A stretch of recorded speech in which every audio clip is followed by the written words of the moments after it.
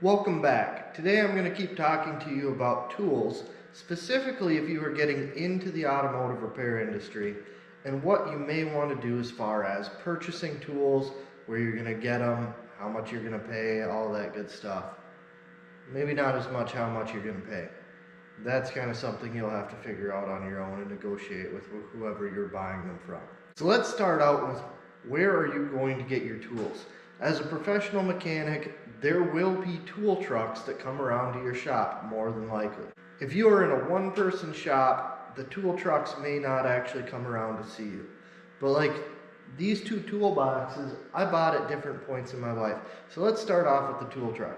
Pretty much everybody watching this has probably seen a Snap-on truck, a Mack truck, Matco truck, maybe Cornwell is a little bit less common, but they're out there.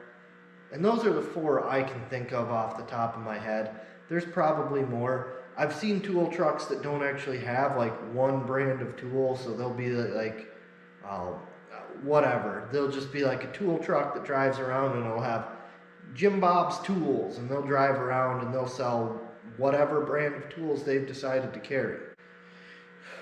Tool trucks are generally owned by the person that you are seeing week to week.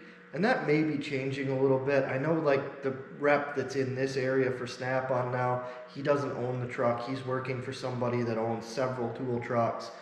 But for the most part, if you see a tool truck, there's a pretty good chance that that guy that's driving that truck around every week coming to see you actually owns the truck, owns the tools, and is doing that as a business. As a professional mechanic, you are probably going to buy tools from at least one of the tool trucks. Now, the building that I'm standing in right now, the only representative that we had that actually stopped in this building was Snap-on. So when I was working here, I bought primarily Snap-on tools. And then Snap-on tools, while I was here, was very hit or miss. They went through several different representative owners, whatever you want to call them, in this area. And there was at times a 2-year section where there was nobody stopping in here to do anything with tools whatsoever. This toolbox I bought while I was working in a different place. It's a Mack. The Mack guy, when I was there every week. We actually have a really good Mack salesperson in this area. He just never stopped here. I'm sure if I called him and was actually spending money, he would stop here and do a good job. I've heard nothing but good about it. So that kind of brings me around to, who are you going to buy tools from? And my recommendation is, when you get into a new shop, don't immediately buy tools with somebody the first week. Wait a few weeks, see who's there every time on time, see who warranties things for other guys, get a feel for their different personalities. Maybe you just like dealing with somebody better. And chances are, if you like dealing with them better, they probably like dealing with you better than the other guy does too. So again, I'm kind of telling you here that there are plenty of good options. You've got to see what fits well for you and where you're working. I can tell you that I do not own a single Matco tool. Why is that? Because I have never in my life seen a Matco rep. Not once. I've never worked in a place that a Matco tool truck showed up. Maybe you'll get into an area and Matco is the best tool company, the best represented tool company you have there. How does buying tools off a tool truck work out for you? Now, if I'm working in a shop that's functional and a tool rep is showing up every week, let's say that guy comes to my shop on Wednesday. Wednesday comes around, I see the tool rep, nothing, maybe I buy something, maybe I pay on my bill, whatever it is. Thursday rolls around, I break this ratchet. I will not see that guy until the following Wednesday. So that means that I have pretty much 5 days of work without a tool.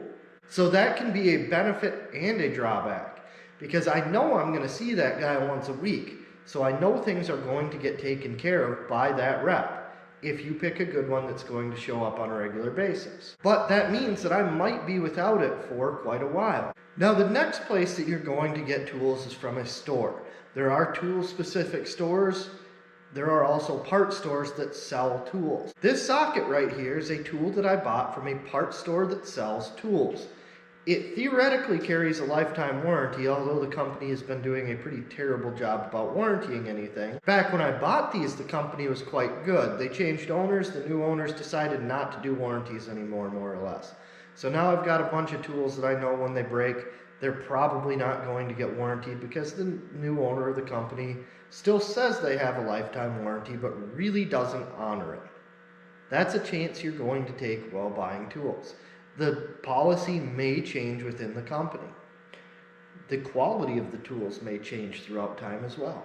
So this tool I bought from the parts store here in town, and it had a lifetime warranty. Back when I bought this and the warranty was still good, if I broke this, I could do one of two things. One, when we got a delivery here, I could send this back with the delivery driver, they would get it warrantied out and bring it back to me, usually the same day. The other thing I could do was actually drive to the store, hand this to the guy behind the counter, and he would give me a new one. Very quick, same day turnaround on that kind of thing. But you've got to make sure that that's a company that's actually going to be around, and that's hard to do these days. Like this company, and I'm not going to name it off by name, but this company, there's no one in the area that actually sells it. I have to send it all the way down to their main office and have them check it out and then deny my warranty claim and not give me a new one. I've owned these for about 15 years now, so I guess that's kind of a risk you take a little bit. But really, if you're buying new tools, those are going to be your only two options: tool truck or a store that sells tools. And it can be a variety of different stores that sell tools. Some of them sell professional grade, some of them sell what I consider homeowner grade. Now, what you need kind of depends on what you're doing with it. And you can check out my video on that kind of stuff. I'll link it at the end. There's another option, and that would be garage sales, pawn shops, all kinds of stuff like that. This tool, I'm sure, was very expensive. It's a vacuum leak detector. I bought it at a garage sale. I stopped by somebody's garage sale. They had this thing sitting on the table. I think I paid like $5 for it because it's kind of an oddball tool that not that many people are going to want. This little tool here, this is used to install lug nut studs. I picked this up at a pawn shop for 25 cents because it was in the 25-cent bin. Pretty sure these things are like $25 brand new, and this thing was in brand new condition. I'm assuming they just didn't know what it was. One of my friends picked up what is probably a $400 or so paint gun without the cup on it. He paid $25 for it. Again, because the pawn shops, they don't always know what tools really are. Now I've got some recommendations if you are dealing with, say, a tool truck. In my experience, it has been advantageous to owe that guy a little bit of money. What they do is they basically sell you tools on credit. So let's say this is a $150 ratchet. I buy this from the tool truck and I make a weekly payment of $20. My general rule of thumb was I always wanted to owe the tool truck money. And one of the big reasons for that is I have worked in a lot of smaller shops. So if I didn't owe the tool truck money, there was a chance nobody owed the tool truck money. If nobody's buying, nobody's paying money, they stop coming to your shop. So I pretty much committed to $20 a week, every week is going to go towards tool truck. If I've got 2 tool trucks that are coming around regularly that I'm buying from, that might be $40. That means that if you break this and need a warranty, that guy's probably going to come back every week.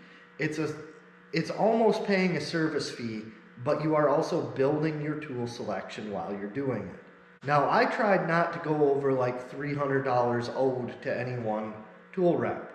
What you do there is kind of your own deal. I don't like to owe people money. So I always owed a certain amount, but I owed a small enough amount that if it came right down to it, I could just hand the guy cash. We were good, we both walked away, and that was it. And when you move from an area, you have to do that. You either pay the tool truck off, or they can transfer it to the tool truck in the new area you're moving to. Those are your two options. They will find you and get money out of you if you try to skip out on it. So like I said, I like to owe a little bit of money, but not a lot. Maybe you want to owe a lot of money and pay the guy $100 a week. If you do, that's your business. It's not for me to decide how you manage your money. I'm just telling you what I do and kind of my viewpoints on it. There's probably more I could cover on this topic, but for right now, I think we're going to say that that's good. If you have any questions about any of this stuff getting into the automotive repair field, go ahead, drop a question in the comment section. I'll do my best to answer it. I've worked in dealerships, I've worked in independents. I haven't worked everywhere, I don't know everything, but I do have a pretty good grasp on what's going on. So if you want to know something, there's probably other people that do as well. Drop me a question and I'll do my best to answer it.